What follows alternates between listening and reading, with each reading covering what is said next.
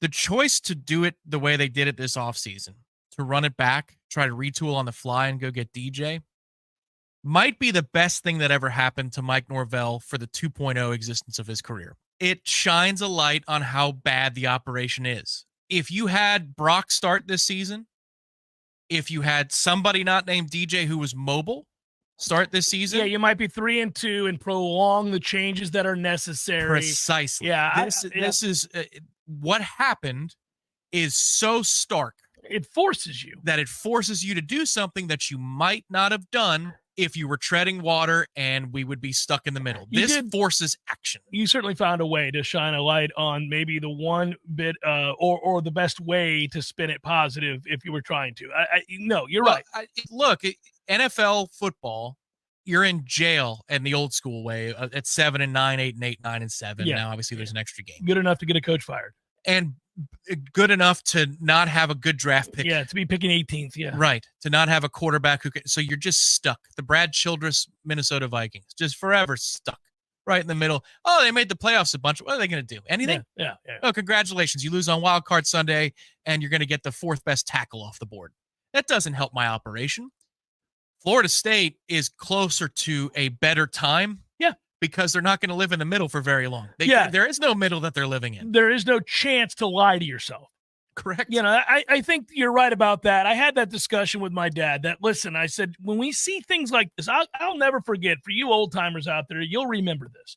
Walking out of Doak Campbell Stadium, Bobby Bowden Field after Wake Forest beat us 30-0.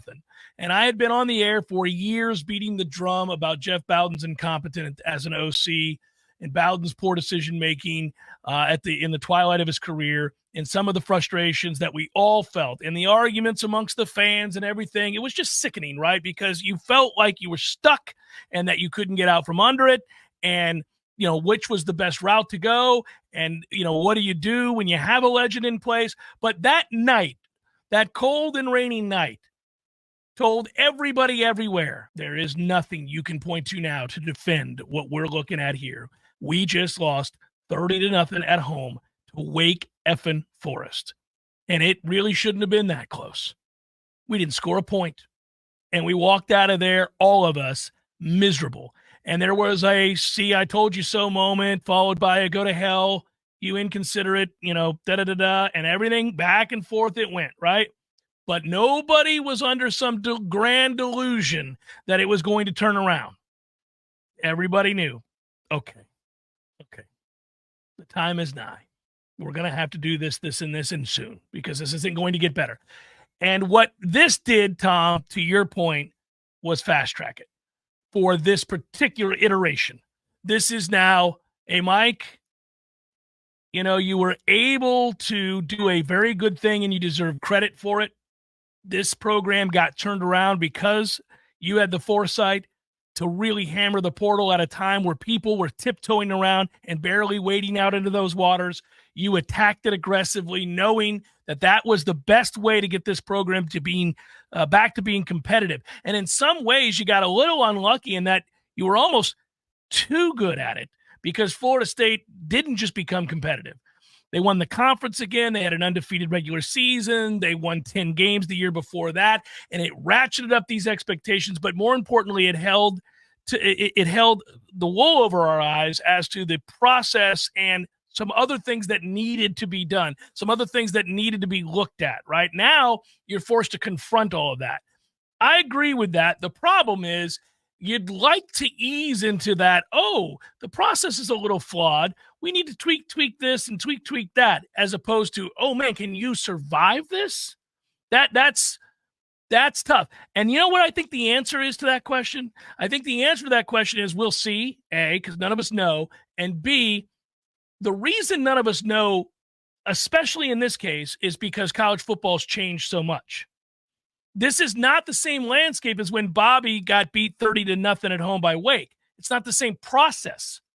None of it is. Not recruiting, not how coaching works, not how seasons are stacked, none of that. We're seeing already some very strange results in college football this year.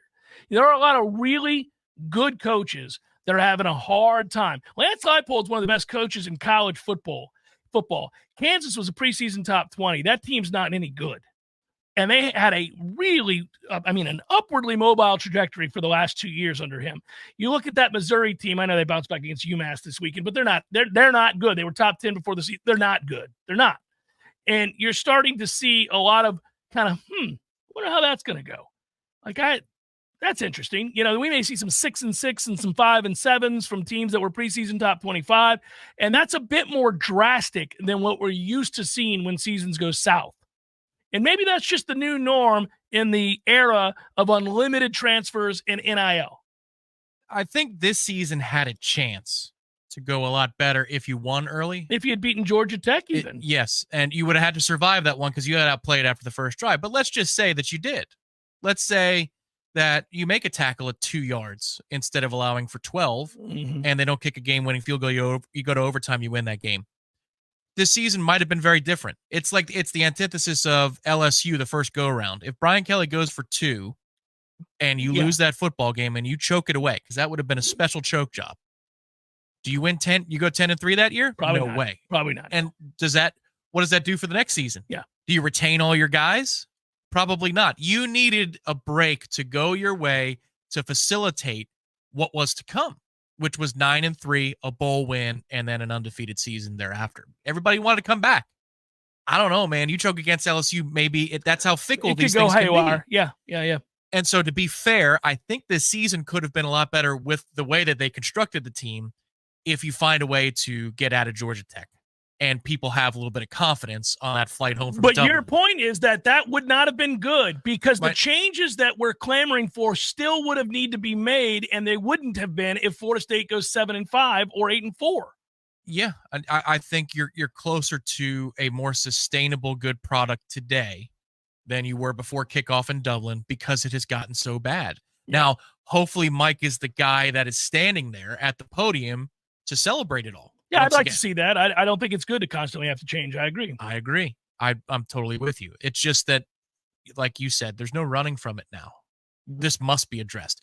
When you have captured the attention of the athletic director and the board and whoever, all the money people, all the boosters, and you've got no argument, and you last week during the bye week say, well, we have to make changes. We have philosophically, we've got to do something different. And then the depth chart, which Mike says means nothing, but yet he continues to update it, has drastic changes. Good. Okay, that tells me that your mind is in the place of here comes a metamorphosis.